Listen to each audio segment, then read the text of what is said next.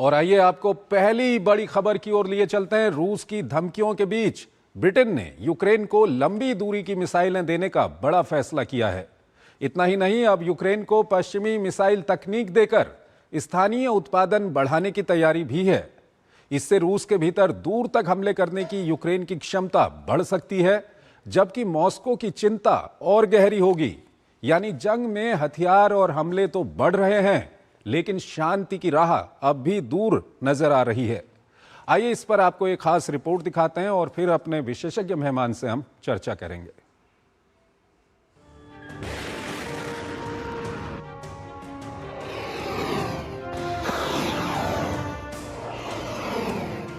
Ukraine को लंबी दूरी की मिसाइलें देने पर अंजाम भुगतने की रूसी धमकी की परवाह किए बिना ब्रिटेन के प्रधानमंत्री एंडी बर्नहम अपनी पहली विदेश यात्रा के लिए सीधे कीव पहुंचे हैं। संदेश साफ है कि रूस की बैलिस्टिक मिसाइल ताकत के सामने एयर डिफेंस के संकट से जूझ रहे यूक्रेन को अकेले नहीं छोड़ा जा सकता है। दूसरा, यूक्रेन को डराकर पश्चिमी देशों को पीछे नहीं हटाया जा सकता है। तीसरा, ब्रिटेन यूरोप की सुरक्षा में नेतृत्व की भूमिका निभाने के लिए तैयार है। मॉस्को लगातार पश्चिमी देशों पर यूक्रेन को हथियार देकर युद्ध लंबा खींचने का आरोप लगाता रहा है। ब्रिटेन का तर्क है कि रूस को रोकने का सबसे प्रभावी तरीका है यूक्रेन की रक्षा क्षमता को मजबूत किया जाए। ब्रिटेन अब यूक्रेन को मिसाइलें देने के साथ साथ मिसाइल बनाने की तकनीक भी देने जा रहा है। उन्होंने कोलिशन ऑफ द विलिंग की बैठक की अध्यक्षता कर लंबी दूरी की मिसाइल तकनीक से जुड़ी गोपनीय जानकारी साझा करने की प्रक्रिया शुरू करने का ऐलान भी किया। इसका मकसद है फ्रांस और यूक्रेन को स्कैल्प लंबी दूरी की क्रूज मिसाइलों के स्थानीय उत्पादन में सक्षम बनाना। स्कैल्प वो मिसाइल है जो ब्रिटिश स्टॉर्म शैडो के साथ साझा ब्रिटिश फ्रांसीसी तकनीक पर आधारित है। अगर यूक्रेन इन मिसाइलों का उत्पादन खुद बढ़ाने में सफल होता है तो उसे पश्चिमी देशों से मिसाइल की डिलीवरी का इंतजार कम करना पड़ेगा। ये रूस के लिए भी चुनौती है, क्योंकि अभी तक रूस यूक्रेन के शहरों पर बड़ी संख्या में मिसाइल और ड्रोन हमले कर रहा है। अब यूक्रेन की कोशिश है कि रूस की सैन्य और लॉजिस्टिक क्षमता पर उसकी जमीन से दूर तक वार किया जाए। यानी युद्ध का एक नया समीकरण बन रहा है। लेकिन यूक्रेन के सामने एक समस्या भी है। वो रूस के अंदर दूर तक हमला करना चाहता है, लेकिन खुद रूसी मिसाइलों से अपने शहरों को बचाने के लिए पश्चिमी एयर डिफेंस पर निर्भर है। हाल के हफ्तों में रूस ने कीव और दूसरे यूक्रेनी शहरों पर बैलिस्टिक मिसाइलों और ड्रोन के हमले तेज किए हैं। इसलिए यूक्रेन को पैट्रियट जैसे आधुनिक एयर डिफेंस सिस्टम और इंटरसेप्टर मिसाइलों की जरूरत है। फ्रांस ने भी यूक्रेन को अतिरिक्त इंटरसेप्टर मिसाइल देने का वादा किया है। रूस की चिंता सिर्फ इस बात को लेकर नहीं होगी कि यूक्रेन को नई मिसाइलें मिल रही हैं। बड़ी चिंता है कि यूक्रेन इन मिसाइलों का उत्पादन खुद करने लगे। रूस के लिए सप्लाई लाइन पर हमला करना मिसाइलों की विदेशी डिलीवरी रोकने से ज्यादा मुश्किल होगा। हालांकि रूस किसी भी कीमत पर पीछे हटने के लिए तैयार नहीं है। रूस यूक्रेन की ऊर्जा, परिवहन और लॉजिस्टिक क्षमता को कमजोर करने की कोशिश कर रहा है। तो वहीं यूक्रेन ने भी रूस के भीतर ऊर्जा और लॉजिस्टिक ठिकानों पर बड़े हमले बढ़ा दिए हैं। हाल के दिनों में रूस की बड़ी ई-कॉमर्स कंपनियों ओजोन और वाइल्ड बेरीज के गोदाम और सेंटर निशाने पर हैं। अब जंग का मैदान सिर्फ सीमा पर नहीं, बल्कि रूस और यूक्रेन दोनों की सप्लाई चेन भी रण क्षेत्र बन चुकी है। बड़ी विडंबना यह है कि हथियारों की सप्लाई बढ़ रही है, लेकिन शांति वार्ता आगे नहीं बढ़ रही।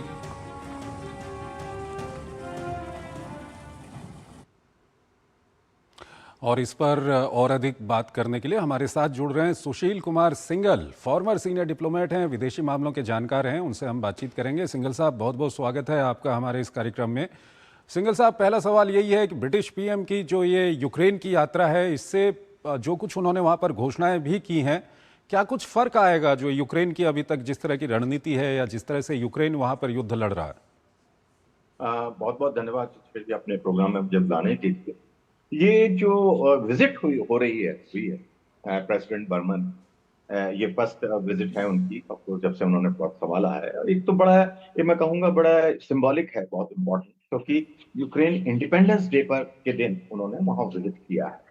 और जिस तरह का उन्होंने घोषणा की है कि यूक्रेन को वो टेक्नोलॉजी भी प्रोवाइड कर रहे हैं, फ्रांस भी उनके साथ में आ रहा है, और एड पैकेज, जैसा कि आपने बताया, बहुत बड़ा एड पैकेज भी उनको दिया जा रहा है। तो इससे ये दिख रहा है कि प्रेसिडेंट ट्रंप जिस तरह से हाथ खींच रहे हैं यूक्रेन की मदद, उसकी जगह अब जो है यूरोपियन देश जो है वो आगे बढ़ रहे हैं और वो कोशिश कर रहे हैं यूक्रेन को पूरी तरह से सक्षम बनाने के लिए अपनी सुरक्षा में, क्योंकि वो नहीं चाहते कि यूक्रेन रशिया से बैटलफील्ड में या किसी तरह से हार मान जाए और उन शर्तों को मान ले रूस की, प्रेसिडेंट पुतिन की, जो वो सोच रहे हैं कि वो उनके लिए भी खतरनाक हो सकते। लेकिन दूसरी तरफ क्या है कि यूक्रेन की जो क्षमता है, अगर ये मदद भी मिल जाती है उसमें तो समय लगेगा, टाइम गैप बहुत, आज अगर तय होता है तो उसमें समय लगेगा, लेकिन अभी जो क्षमता है उस पर रूस जिस तरह से अटैक कर रहा है वो उनकी कैपेसिटी बराबर कम होती जा रही है। लेकिन दूसरी तरफ यूक्रेन भी रूस को जो वाइटल एरियाज हैं, जैसे इंफ्रास्ट्रक्चर है उनका, या ऑयल की जो प्रोडक्शन फैसिलिटीज हैं, रिफाइनरीज हैं, या उनकी जो एक्सपोर्ट हब है ब्लैक सी, उनको बहुत नुकसान पहुंचाया। लेकिन मुझे एक आशा की इसमें सब में किरण नजर आ, वो ये है कि प्रेसिडेंट जेलेंस्की ने अभी पीछे ऑफर दिया था ब्लैक सी का, कि बड़ा इंटरेस्टिंग एरिया है ये ब्लैक सी में। उन्होंने कहा कि हम दोनों सिविल एरियाज जो हैं उन पर अटैक करना बंद कर, क्योंकि ब्लैक सी का जो रूट वो यूक्रेन के लिए भी बहुत महत्वपूर्ण है, रूस के लिए भी बहुत महत्वपूर्ण। लेकिन प्रेसिडेंट पुतिन ने एक उसको नकारा नहीं, उन्होंने लेकिन शर्त रखी। शर्त उन्होंने ये रखी कि ये केवल ब्लैक सी नहीं, लेकिन अगर यूक्रेन उनके जो इंफ्रास्ट्रक्चर है या हब्स हैं, जो ट्रांसपोर्टेशन हब्स हैं, उनको भी इसमें शामिल करें तो हम बात कर सकते हैं। प्रेसिडेंट जेलेंस्की भी उसको नकार नहीं रहे हैं। तो ये है कि दोनों ही देश, मुझे लग रहा है कि दोनों जिस तरह के अटैक एक दूसरे पर हो रहे हैं उससे उनको नुकसान ज्यादा पहुंच रहा है, और वो थोड़ा पीस का रास्ता भी ढूंढ रहे हैं। तो एक बड़ी अच्छी ये पॉइंट एक मुझे नजर आ रहा है। और इस सब के बीच जिस तरह से ये ब्रिटेन ने घोषणा की है वहां पर अभी, और इससे पहले हमने देखा था कि यूक्रेन ने जो लंबी दूरी के ड्रोन हैं वो रूस के अंदर कई जगह पे हमला किया था, और रूस ने आरोप लगाया था कि ये ब्रिटिश ड्रोन्स का इस्तेमाल कर रहा है। तो कहीं ना कहीं ब्रिटेन और रूस के बीच में ये तनाव आगे और बढ़ेगा क्या इसको लेकर के? बिल्कुल, तनाव तो देखिए पहले भी तनाव इनके बीच में था, और पहले केवल बात हो रही थी, लेकिन अब जो है ब्रिटेन जिस तरह से सपोर्ट कर रहा है जर्मनी, ब्रिटेन जिस तरह से उनको इक्विपमेंट दे रहा है, हथियार प्रोवाइड कर रहा है, ड्रोन प्रोवाइड कर रहा है, तो ये एक डायरेक्ट कन्फ्रंटेशन उनके बीच में बढ़ती जा रही है। मेरे को नहीं लगता है कि कोई ये मतलब इसमें अटैक वाली बात आएगी, लेकिन डिप्लोमेटिक टेंशन जो है इन दोनों के बीच में और मेरे विचार से बढ़ेंगी, क्योंकि रूस मेरे विचार से इस वक्त ये नहीं चाहेगा कि सामरिक क्षेत्र को बढ़ाया जाए, लेकिन एक दूसरे के ऊपर डिप्लोमेटिकली अटैक करना, आरोप प्रत्यारोप, वो मेरे ख्याल से कड़वाहट बहुत ज्यादा बढ़े।